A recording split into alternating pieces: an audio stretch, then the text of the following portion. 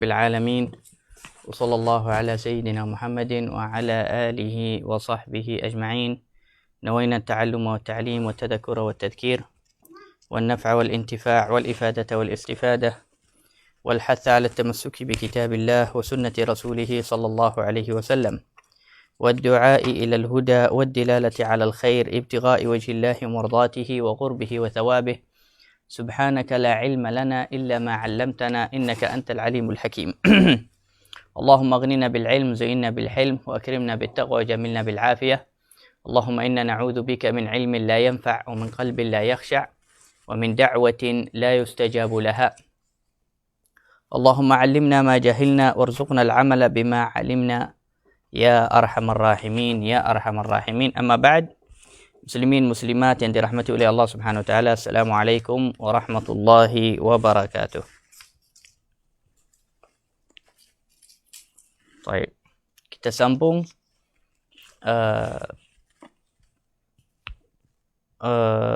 kelas atau kuliah sirah Rasulullah sallallahu alaihi wasallam. Kita masih berbincang sama-sama tentang perkara-perkara yang berlaku di tahun pertama hijrah.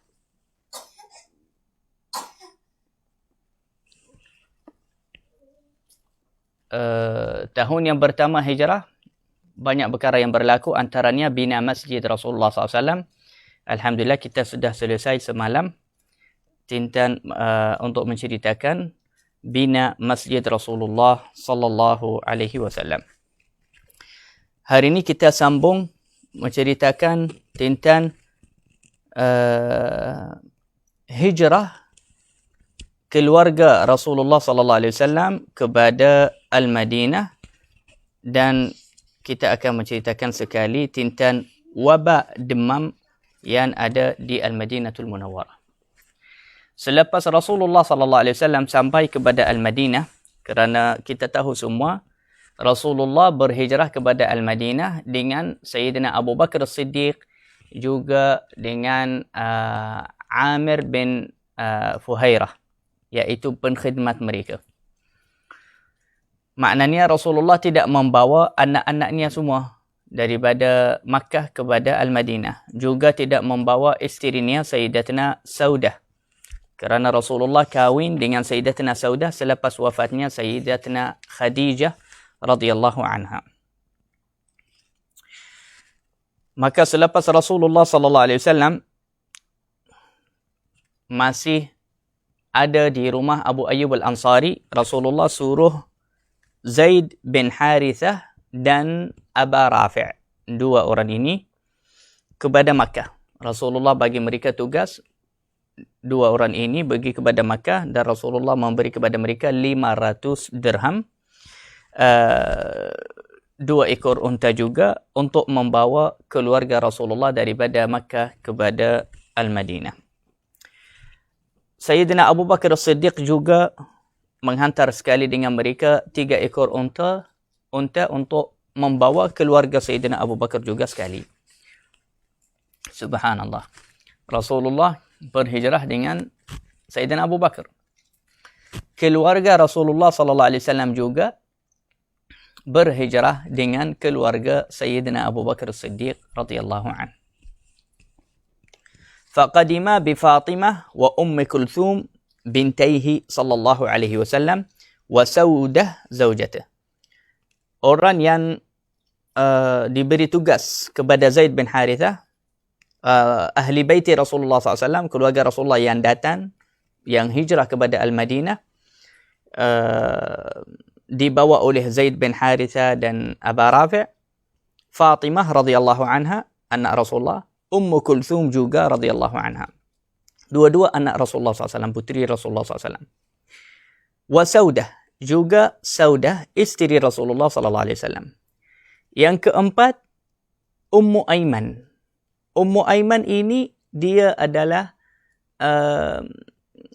berkhidmat Rasulullah sallallahu alaihi wasallam, dan dia yang menjaga Rasulullah sallallahu alaihi wasallam dari kecil. Dari mula Rasulullah sallallahu alaihi wasallam lahir sehingga Rasulullah sallallahu alaihi wasallam dah besar, Ummu Aiman ni lah yang menjaga Rasulullah sallallahu alaihi wasallam. Sebab itu pernah satu kali Ummu Aiman ini dia suruh Rasulullah SAW. Ummu Aiman dia suruh Rasulullah SAW, Rasulullah kalau boleh bagi saya air, dia minta air. Dia suruh Rasulullah bagi dia air. Di waktu itu Sayyidatina Aisyah ada. Ini selepas mereka dah ada di Madinah.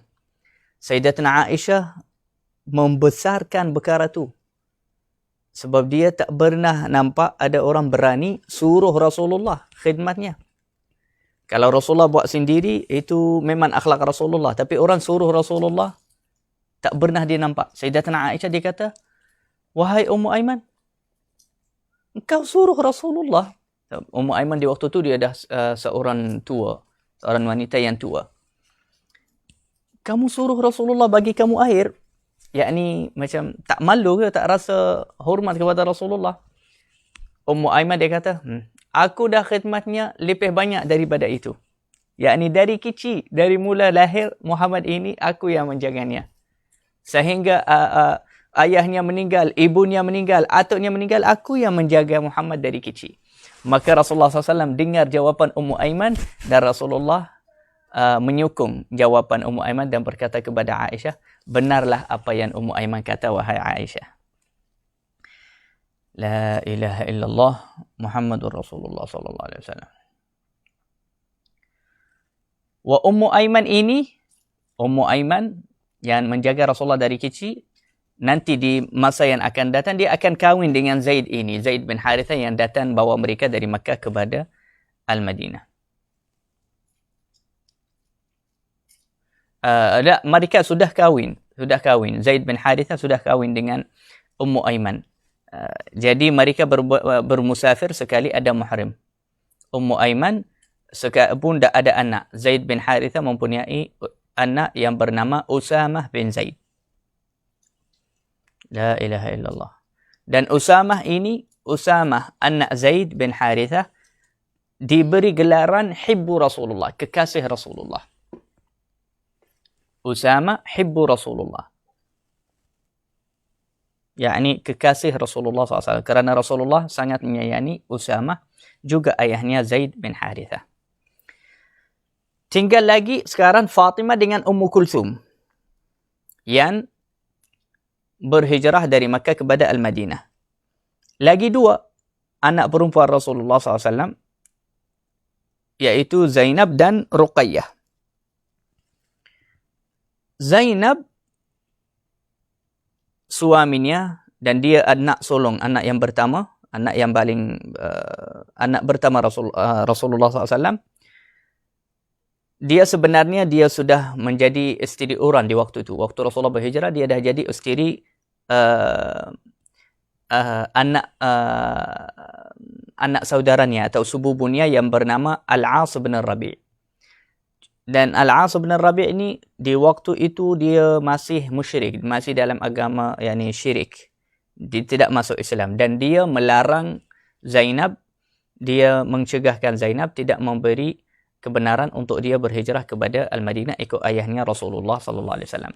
Jadi Zainab tak dapat berhijrah sebab suaminya melarangkan dia. Fatimah Ummu Kulthum dapat berhijrah dengan Zaid bin Harithah dan isterinya Ummu Aiman. Tinggal lagi Ruqayyah. Ruqayyah dia dah kahwin juga. Sayyidina Uthman bin Affan. Dan dia berhijrah sekali dengan Sayyidina Uthman ibni Affan radhiyallahu anhu, berhijrah kepada Al-Habsyah terlebih dahulu, lepas tu dari Habsyah terus kepada Al-Madinah. La ilaha illallah.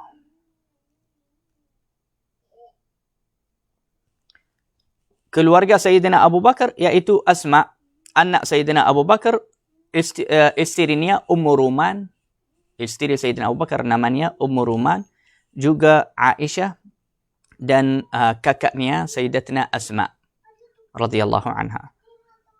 Waktu itu Sayyidatina Asma sedang hamil dengan Sayyidina Abdullah bin Zubair. Dalam perutnya Abdullah bin Zubair. Selepas dia berhijrah kepada Al-Madinah, lepas sampai di Al-Madinah, dilahirkan anaknya di Al-Madinah. Yani Asma binti Abi Bakar radhiyallahu anha, waktu berhijrah dia sedang hamil. Selepas sampai kepada Quba, kawasan Quba, dia tak mampu sambung perjalanan kepada dalam Al-Madinah. Jadi dia duduk istirahat di sana, rehat, sampai dia lahirkan anak. Selepas dilahirkan anak, dia sendiri berkata, kami terus selepas lahir Asma lahirkan anaknya dan anak lelaki, mereka terus membawa bayi itu kepada Rasulullah SAW sebelum ibunya memberi susu. Sebelum ibunya memberikan susu kepadanya. Thumma ataitu bihi Nabi SAW fawada'tuhu fi hijrih. Maka kita letakkan anak itu atas Rasulullah SAW. Dan Rasulullah SAW meminta daripada orang yang sebelahnya bagi kurma. Lepas tu Rasulullah SAW mengeluarkan air liurnya dan campurkan air liurnya dengan kurma itu. Selepas tu Nabi SAW buat sunnah tahnik. Rasulullah melakukan sunnah tahnik kepada Abdullah bin Zubair radhiyallahu anhu itu. Selepas Rasulullah tahnikkan Abdullah bin Zubair, Rasulullah membaca doa dan semoga Allah memberkati anak yang baru ini, dan Rasulullah yang memberi nama kepadanya, memberi nama Abdullah. Sebab itu ulama sunnahkan untuk kita, kalau kita dapat anak baru, kita kena bawalah anak kita kepada ulama, kepada orang-orang yang saleh, kepada orang yang baik, yang istiqamah, yang banyak ibadah, yang banyak ada berkat dan cahaya, agar dia membaca doa untuk anak kita. Juga kalau boleh kita minta ulama yang letakkan nama untuk anak kita. Seperti mana para sahabat Nabi SAW selalu menunjuk kepada Nabi SAW untuk tahnik anak mereka, dan Rasulullah yang memberi nama terus kepada anak mereka. Ini sunnah dan adab. Dan Abdullah bin Zubair ini dia adalah anak pertama lahir di Madinah daripada golongan muhajirin.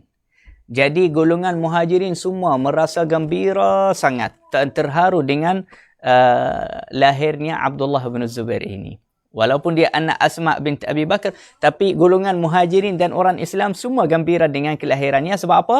Sebab tersebar cerita di waktu itu bahawasanya golongan Yahudi sudah melakukan sihir kepada sahabat Nabi SAW agar mereka tidak mendapatkan zuriat lagi.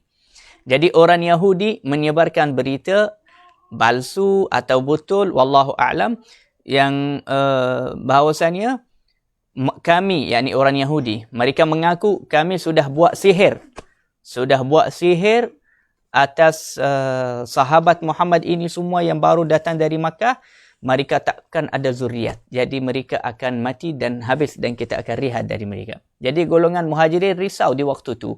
Jadi bila mana Asma binti Abi Bakar datang, dia hamil dan dia lahirkan anaknya yang pertama di dalam Madinah dan dia sihat, selamat, alhamdulillah, maka ahli muslimin, ahli Islam dan sahabat Nabi SAW semua merasa gembira dengan lahirnya Abdullah ibn Zubair radhiyallahu anhu. Nabi SAW memberi nama kepadanya Abdullah, dan Nabi SAW memberi gelaran kepadanya iaitu Abu Bakar, seperti atuknya. Atuknya dari sebelah ibu. Jadi namanya Abdullah, gelarannya Abu Bakar. La ilaha illallah Muhammadur Rasulullah. Jadi bayi yang pertama lahir di Madinah setelah hijrah daripada golongan muhajirin siapa? Abdullah ibn Zubair, iaitu anak Sayyidatina Asma binti Abi Bakar, cucu Sayyidina Abu Bakar Siddiq. Tapi kalau daripada golongan Al-Ansar, dari golongan Al-Ansar, yakni selepas berhijrah, selepas Rasulullah sampai Madinah, siapakah bayi yang baru, yang pertama lahir selepas Rasulullah berhijrah? Ulama berkata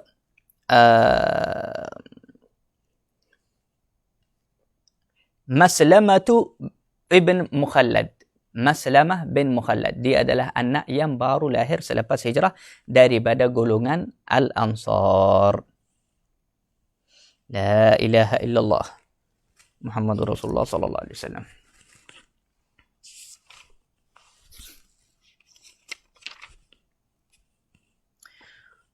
Wabaul Madinah. Subhanallah. Barulah Rasulullah dah bina masjid, mahu ingin melaksanakan salat 5 fardu, melaksanakan ibadah berbagai rasa tenang di Madinah. Subhanallah, kerana cuaca di Makkah tidak sama dengan Madinah. Mereka hidup lama di Makkah. Jadi selepas mereka berhijrah kepada Al-Madinah, cuaca di Al-Madinah tidak sama dengan badan mereka. Jadi mereka semua sahabat Nabi sallallahu alaihi wasallam yang daripada Makkah mendapatkan wabak demam, kuman yang membuat mereka semua demam sehingga tidak boleh berdiri, dan semua dapat wabak itu, wabak demam yang turut. Dan di dalam sejarah Madinatul Munawwarah, ulama berkata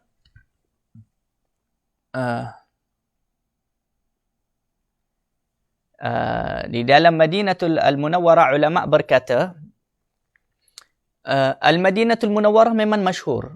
Madinah Nabi SAW itu masyhur dari zaman jahiliyah, dari sebelum Rasulullah berhijrah, dari sebelum Islam pun selalu wabaknya begitu teruk, kuat sangat demamnya. Kalau ada kuman, ada wabak tersebar di Madinah, wabaknya memang yang kuat sangat.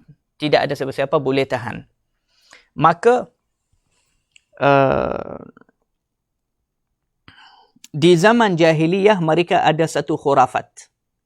Di zaman jahiliyah mereka ada satu khurafat. Mereka kata siapa-siapa yang masuk kepada Madinah, kalau dia ingin menyelamatkan dirinya, dapat selamat daripada wabak demamnya, dia kena bunyi. Dia kena keluarkan suara seperti suara keldai. Nauzubillah min zalik. Jadi bila mana mereka kata barang siapa yang kata buat begitu, keluarkan suara begitu, dialah yang akan selamat daripada demam dan wabak Madinah. Tapi itu semua khurafat. Bila mana Rasulullah SAW masuk, sahabat Nabi SAW masuk, tidak melakukan khurafat itu. Walamma qadima Nabi SAW asabat ashabuhul humma. Semua sahabat Nabi SAW dapat demam itu. Ramai dari mereka jadi sakit sehingga tidak keluar salat bersama Rasulullah SAW di dalam masjid.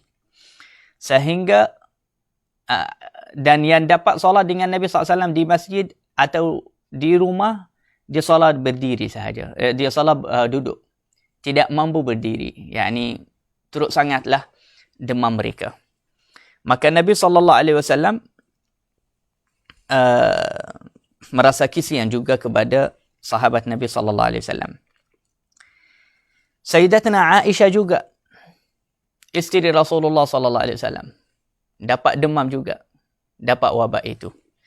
Cuma Sayyidatina Aisyah lepas rasa dirinya lemah, tak mampu tahan, Nabi SAW tanya dia, "Mali araki hakadha?" Kenapa aku nampak kamu macam ni?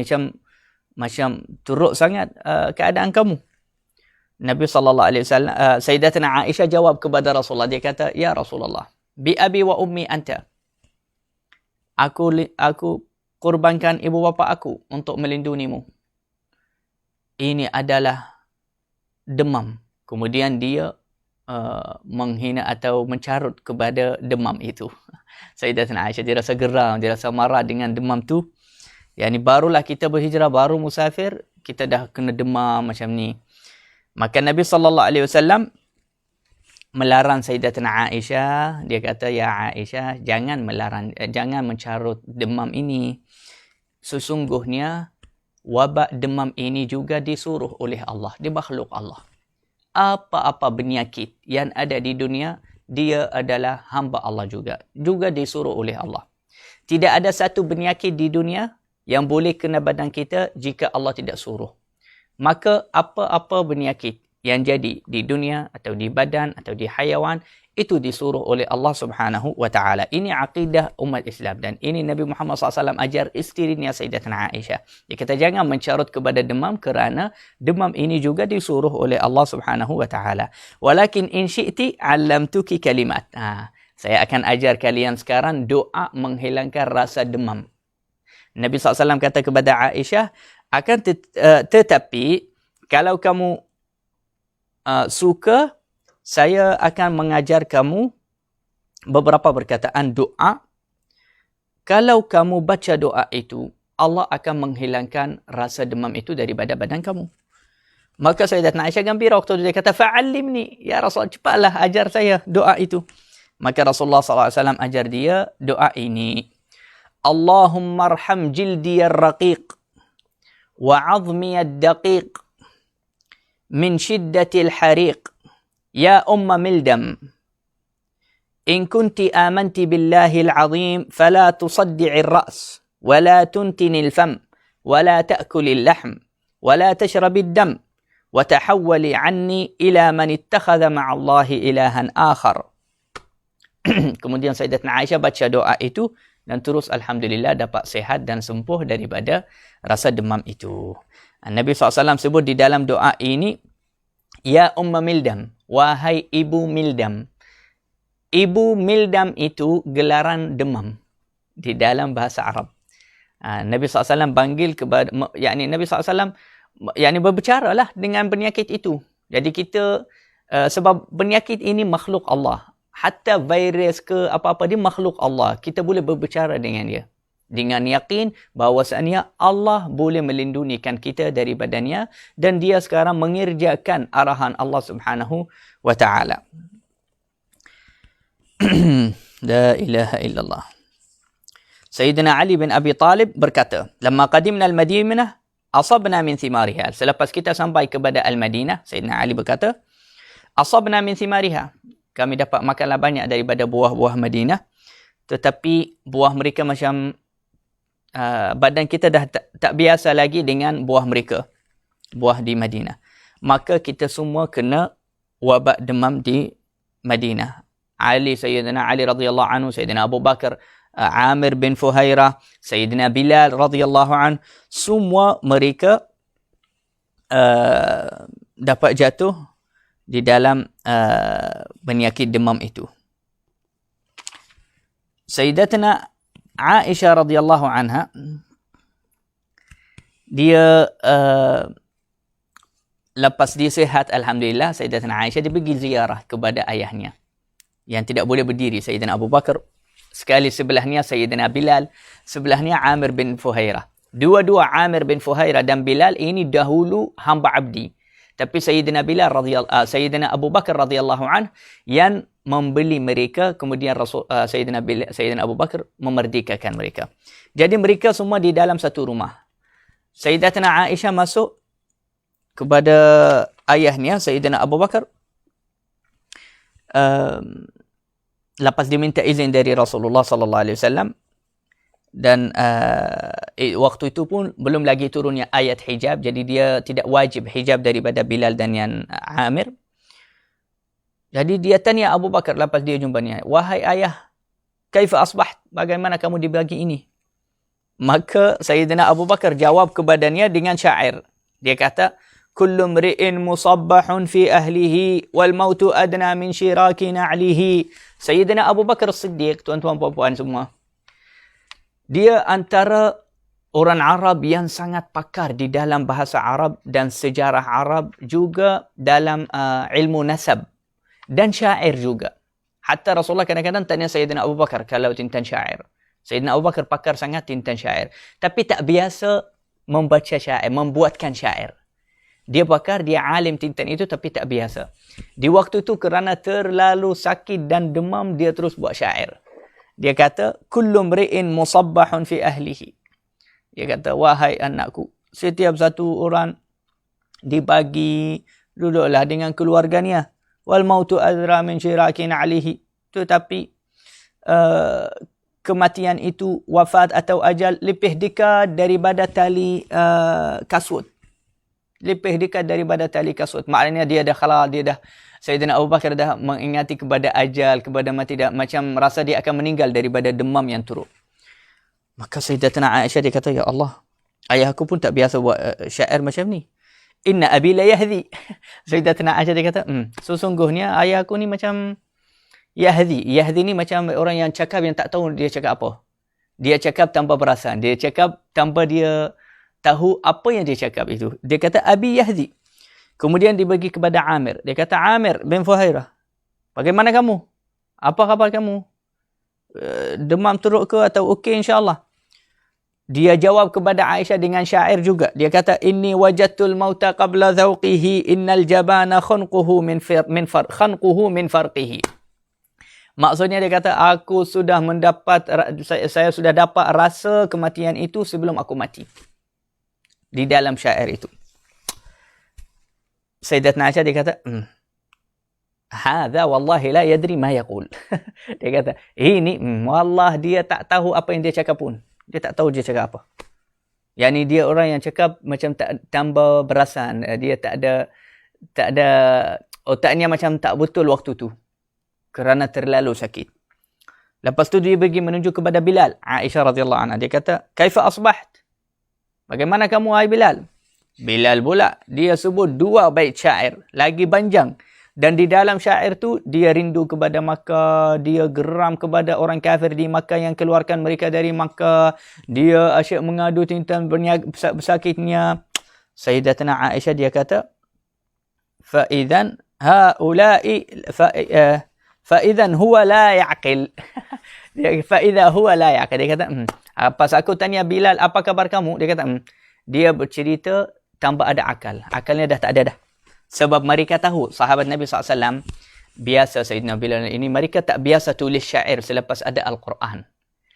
Sebelum itu, waktu jahiliyah, mereka biasa tulis syair, baca syair, bangga dengan itu. Tapi selepas Allah menggantikan mereka dengan Al-Quran, mereka buang perkara itu semua. Jadi bila mana Aisyah nampak mereka semua sibuk-sibuk nak sebut syair, jawab dengan syair macam tu, dia kata, orang ini semua dah tak ada akal lah. Bilal ini, akalnya dah tak ada dah. Sayyidatina Aisyah. Lepas tu, Sayyidatina Aisyah terus menunjuk kepada Rasulullah SAW. Dia pergi kepada Rasulullah, dia jumpa Rasulullah, dia cerita kepadanya. Dia kata, ya Rasulullah, innahum yahzun, wala ya'qilun min shiddatil humma. Ya Rasulullah, mereka yahzun. Mereka cakap, orang yang cakap yang tak tahu apa dia cakap. Wala ya'qilun. Dah tak ada akal. Dah macam orang yang tak ada akal. Kerana demam yang sangat teruk kepada mereka. Jadi Sayyidatina Aisyah dalam ayatnya tu macam nak Rasulullah SAW rasa kisian kepada sahabat Nabi SAW semua dan baca doa lah untuk mereka. Lepas tu Rasulullah SAW rasa sedih waktu tu. Rasulullah terus memandang kepada langit. Rasulullah memandang kepada langit kerana langit qiblatud doa. Qiblah doa langit, bukan kerana zat Allah ada di langit sebagainya. Na'udzubillah min zalik. Kita kalau baca doa pandang kepada langit, mengangkat tangan kepada langit, bukan kerana kita i'tiqad zat Allah ada di langit. Tidak. Itu maksudnya langit itu qiblah doa. Seperti Kaabah. Kaabah qiblah solat. Kalau kita nak solat, kita kena menghadap kepada qiblat, iaitu kepada Al-Kaabah. Tapi tidak ada satu pun orang Islam bersangka zat Allah ada di Al-Kaabah. Pun tak ada satu orang Islam bersangka yang dia sembah atau ibadah kepada Al-Kaabah. Tak ada, kita sembah kepada Allah. Cuma Al-Kaabah itu qiblat solah. Qiblah sahaja. Kita menghadap kepadanya. Jadi begitu juga langit untuk doa. Kalau kita doa, kita pandang kepada langit, kita angkat tangan kepada langit. Jadi Nabi SAW pandang kepada langit. Kemudian Rasulullah SAW bersabda, Allahumma habbib ilayna al-Madinah kama habbabta ilayna Makkah au ashad. Ya Allah, tanamkanlah di dalam hati kami cinta kepada Al-Madinah seperti mana hati kita cinta kepada Makkah, bahkan lagi hebat. Lagi banyak ya Allah. Jadikanlah cinta kita kepada Al-Madinah lagi banyak daripada cinta kita kepada Makkah. Kerana Nabi SAW, sahabat Nabi SAW, Masya Allah, cinta mereka kepada Makkah, Tak boleh bayan bagaimana. Cinta mereka sangat-sangat kuat kepada Makkahul Mukarramah. Juga Rasulullah SAW membaca doa untuk timbangan-timbangan di Madinah, untuk biji-bijian di dalam Madinah, untuk buah-buahan dalam Madinah, untuk pokok Madinah, bahkan untuk basir dan tanah Madinah. Rasulullah baca doa untuk itu, sehingga ulama berkata tanah dan basir di Madinah adalah syifa, ubat daripada penyakit. Rasulullah sallallahu alaihi wasallam membaca doa itu, dan Rasulullah SAW menyatakan wasahhihha lana thumma nqul waba'aha ila mahya'ah. Ya Allah, jadikanlah tanah Madinah ni sihat untuk kita, dan bendahkanlah wabak demam ini dan kuman ini kepada Al-Juhfah. Ada satu kawasan di Al-Madinah namanya Al-Juhfah. Di zaman dahulu namanya Mahya'ah. Jadi Rasulullah SAW minta dari Allah, bindahkan penyakit ini kepada sana ya Allah. Jadi Allah SWT mustajabkan doa. 1 hari 2 hari sahaja, sahabat semua yang ada di Al-Madinah terus sembuh, dapat sehat. Dan wabak itu semua dibendah oleh Allah kepada Al-Juhfah. Jadi sebab apa? Sebab Nabi SAW dah mula risau. Sahabat Nabi SAW dah mula rindulah kepada Al-Madinah, dan mereka memang cinta kepada Makkah, dan mereka cinta sangat kepada Makkah. Sebab itu tanah air mereka, itu kampung mereka, itu tempat mereka lahir dan besar di sana. Dan Rasulullah SAW juga selepas hijrah, ketika Rasulullah berhijrah baru keluar daripada Makkah, Rasulullah pandang kepada Makkah, kemudian keluar air matanya, menangis. Nabi SAW bersabda, laula anna ahlaki akhrajuni ma kharajtu. Sesungguhnya kalau bukan kerana ahlimu keluarkan aku daripadamu, aku tak akan keluar daripadamu, wahai Makkah. Tetapi kerana terpaksa keluar dan mengikuti hikmah Allah Subhanahu Wa Taala. Antara hadis yang menunjukkan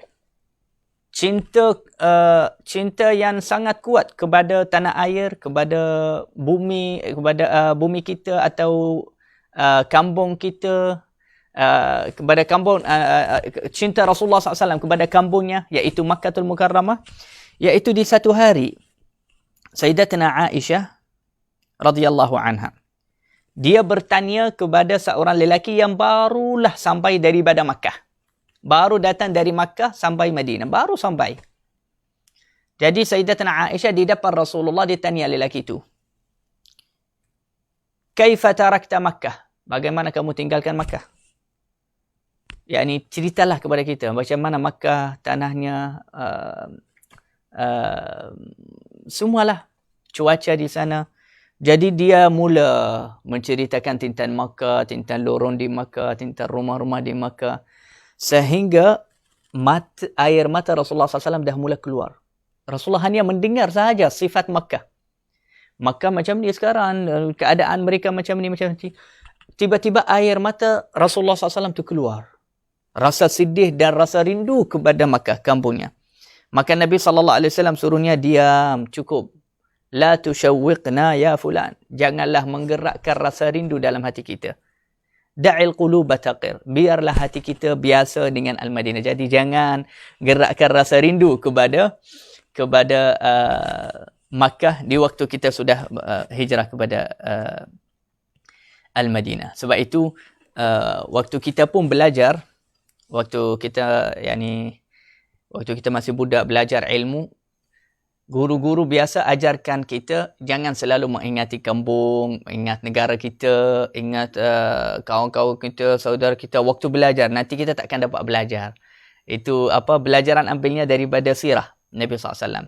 Sehingga kalau orang datang dari kampung pun, orang kampung itu, kalau dia ulama, kalau dia orang yang faham, dia takkan cerita sampai buat orang rasa rindu nak balik juga kepada kampung. Jadi siapa-siapa macam jumpa kawannya di Mesir ke, di Yaman, di Turki, di mana-mana saja, kita jangan gerakkan rindu mereka sampai tinggalkan belajar. Kita biarkan, seperti mana Rasulullah kata, biarkan hati kita biasa dengan sini sampai selesai hikmah Allah. Jadi kalau ada orang belajar di mana-mana kita jumpanya atau kita call atau kita buat video dengannya, kita cakap, jangan sekarang, jangan sibuk dengan perkara ni. Habiskan pelajaran kamu, lepas tu balik kepada negara kamu dengan tenang. La ilaha illallah Muhammadur Rasulullah sallallahu alaihi wasallam. Apa-apa yang kita perlu, muslimin muslimat yang dikasihi sekalian, apa-apa yang kita perlu dalam hidup kita, semua ada di dalam sirah Rasulullah. Semua ada di dalam kehidupan Nabi Muhammad sallallahu alaihi wasallam. Jadi Rasulullah sallallahu alaihi wasallam membaca doa mengangkat bala itu, pindahkan dia kepada Al-Juhfah. Kenapa Rasulullah sallallahu alaihi wasallam minta pindahkan wabak itu kepada Al-Juhfah? Siapa yang ada di Al-Juhfah sana? Ulama kata Al-Juhfah penuh dengan orang Yahudi. Ramai orang Yahudi duduk di Al-Juhfah. Jadi selepas Rasulullah baca doa, hari yang sama terus semua orang yang di Al-Juhfah jatuh wabak demam kepada mereka. Sehingga menjadi kawasan Al-Juhfah itu menjadi tempat yang masyhur dengan demam. Hatta ulama berkata kalau burung lalu atas Al-Juhfah, dia mesti akan demam, jatuh terus sakit. Kerana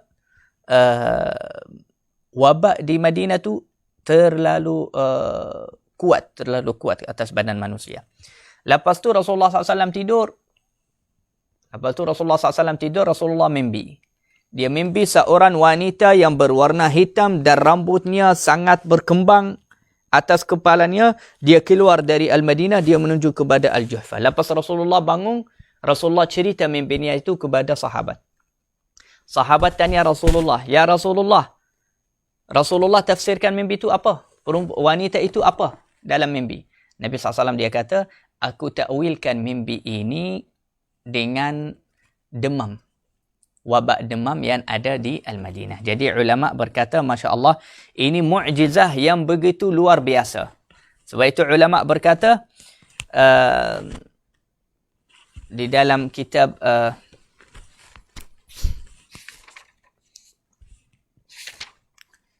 عجز عنه أطباء العالم تحويل الوباء من أعظم المعجزات.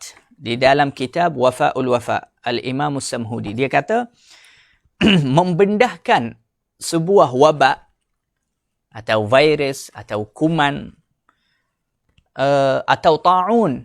Ta'un ini lagi teruk daripada virus, dari kuman sebagainya. Lagi bahaya, ta'un. Tahwilul wabak, membendahkan sebuah wabak atau virus atau ta'un sebagainya, min a'zamil mu'jizat, antara mu'jizah yang sangat agung, yang sangat tinggi. Yakni bukan mu'jizah biasa perkara tu. Dia kata, "Idz la yaqdiru alaihi jami'ul atibba." Kerana perkara tersebut tidak akan ada sesiapa pun mampu melakukannya walaupun seluruh doktor-doktor ada di dunia. Seluruh doktor-doktor di dunia tidak mampu mengangkat bala daripada satu daerah, pindahkannya kepada daerah yang lain dan kekalkannya di sana. Rasulullah dengan satu hari dengan doa pindahkan wabak itu terus kepada Al-Juhfah. Jadi kita kena banyaklah tawassul dengan Nabi sallallahu alaihi wasallam, baca selawat banyak, baca memuji Nabi sallallahu alaihi wasallam. Kita bertawassal dengan Rasulullah sallallahu alaihi wasallam agar yakni mudah-mudahan Rasulullah sallallahu alaihi wasallam memberi syafaat untuk kita umat Islam di zaman sekarang. Moga-moga yakni virus corona ini diangkat oleh Allah Subhanahu wa taala dengan habis dan jauh daripada negara-negara muslimin, dan Allah Subhanahu wa taala pelihara kita semua daripada virus itu oleh keberkatan syafaat Rasulullah SAW dan doa Rasulullah SAW, kerana Rasulullah hidup di dalam kuburnya. Ulama berkata Rasulullah hidup di dalam kuburnya dan Rasulullah baca doa untuk umatnya. Jadi kita memohon kepada Nabi sallallahu alaihi wasallam, kepada Rasulullah, agar Rasulullah memberi syafaat dan memandang kepada kita dengan pandangan rahmah dan baca doa untuk umat Islam di zaman sekarang Ini sahaja mungkin caranya. Ini sahaja yang betul-betul boleh banyak kesannya dan boleh bantu. Seperti mana Rasulullah sallallahu alaihi wasallam selesaikan masalah wabak di Madinah yang menjatuhkan dan menghancurkan kesihatan sahabat semua di Madinah. Begitu juga Rasulullah sallallahu alaihi wasallam insya-Allah boleh membantulah umat Islam hatta di zaman sekarang oleh doanya dan syafaat Rasulullah sallallahu alaihi wasallam. Bahkan antara perkara yang sangat ajaib dan mukjizah iaitu hadis yang diriwayat oleh Imam As-Suyuti di dalam kitab Al-Khasa'is As-Sughra. Beliau berkata wa sarful humma anha yani al-Madinah awal ma qadimah wa naqala al-Juhfa.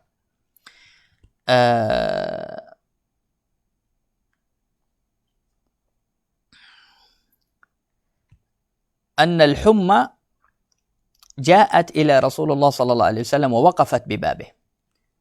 Al-humma iaitu penyakit atau penyakit demam didatang kepada Rasulullah. Allah membentukkan penyakit demam itu macam makhluk, macam wanita. Dia datang kepada Rasulullah di depan pintu Rasulullah. Rasulullah tanya dia, siapa kamu? Dia perempuan yang besar macam tu. Dia kata, aku ini Ummu Mildam. Abril lahm. Aku merosakkan daging manusia dan minum darah mereka. Kan Nabi sallallahu alaihi wasallam dia kata, tidaklah selamat datang dan tidaklah disambut oleh tidak dialu-alu kepada kamu. Yang Nabi sallallahu alaihi wasallam tidak menerima dia. Lepas tu dia minta izin. Dia minta izin daripada Rasulullah. Dia yani subhanallah, penyakit pun minta izin daripada Rasulullah sallallahu alaihi wasallam. Ini hadis riwayat Imam Suyuti. Dia kata ista'zanathu fi man yab'athuha ilaih. Dia kata aku minta izin daripada Rasulullah. Nak hantar saya kepada siapa? Maka Nabi sallallahu alaihi wasallam dia kata okeylah, baik, pergi kepada Al-Ansar. Iaitu sahabat Nabi sallallahu alaihi wasallam Al-Ansar. Tapi ini bukan di bermulaan hijrah, ini selepas dah berapa tahun. Waktu bermulaan Nabi SAW dah baca doa. Tapi lepas berapa tahun, lepas sahabat dan orang Islam ramai, maka Nabi SAW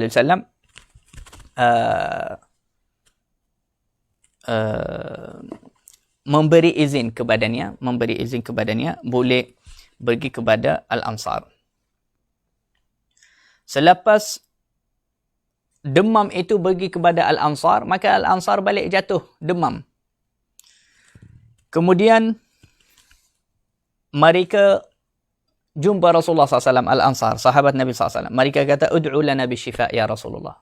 Bacalah doa untuk kami agar kita sembuh. Nabi SAW memberi pilihan kepada mereka. Dia kata, in syi'tum da'autullaha azza wa jal wa yakshifuha.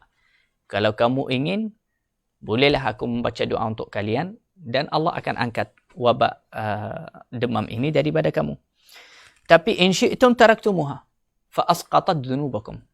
Tapi kalau kamu ingin menerima penyakit demam ini, terima sahaja, guna ubat dan doa macam tu sendiri. Tak perlu Nabi baca doa. Sebab kalau Nabi baca doa, memang selesai. Tak perlu ubat, tak perlu apa-apa kalau Rasulullah baca doa. Kalau Rasulullah baca doa, tak perlu apa-apa. Rasulullah akan, doa Nabi SAW vaksin dan semua boleh panggil ubat yang luar biasa yang takkan ada pada diri sesiapa pun manusia kecuali ada di diri Rasulullah SAW. Jadi Rasulullah dia kata, boleh saya baca doa untuk kamu, Allah akan angkatkan. Boleh juga kamu semua sabar dan demam ini akan menjatuhkan dosa-dosa kamu semua. Maka sahabat Nabi SAW merasa bilik waktu tu mereka tak tahu, iaitu kalau rasa demam, kalau sakit demam itu membersihkan kita daripada dosa. Maka sahabat Al-Ansar mereka berkata, perkara tu akan jadi ya Rasulullah, yakni boleh menghapuskan dosa-dosa kita. Nabi SAW dia kata ya. Maka sahabat Nabi SAW kata, tak apalah ya Rasulullah, kalau macam tu tak payah baca doa, kami boleh sabar. Kami boleh sabar atas wabak demam ini. Jadi selepas itu, yang di bermulaan hijrah, waktu yang paling turun sahabat Nabi SAW jatuh sakit, Rasulullah SAW daripada akhlak Rasulullah dan kasih sayang Nabi SAW kepada sahabat-sahabat semua, Rasulullah pusing kepada rumah-rumah sahabat satu persatu dan ziarah mereka dan baca doa untuk mereka. Ini daripada akhlak Rasulullah SAW. La ilaha illallah Muhammadur Rasulullah. Setelah Rasulullah SAW membaca doa semoga yakni demam itu pindah kepada Al-Juhfah, dia bukan wabak itu terus di Al-Juhfah sampai zaman sekarang. Tidak. Bahkan semasa orang Yahudi duduk di Al-Juhfah. Selepas mereka bendah keluar daripada Al-Juhfah, lepas tu Allah Subhanahu Wa Taala bersihkan Al-Juhfah daripada demam itu.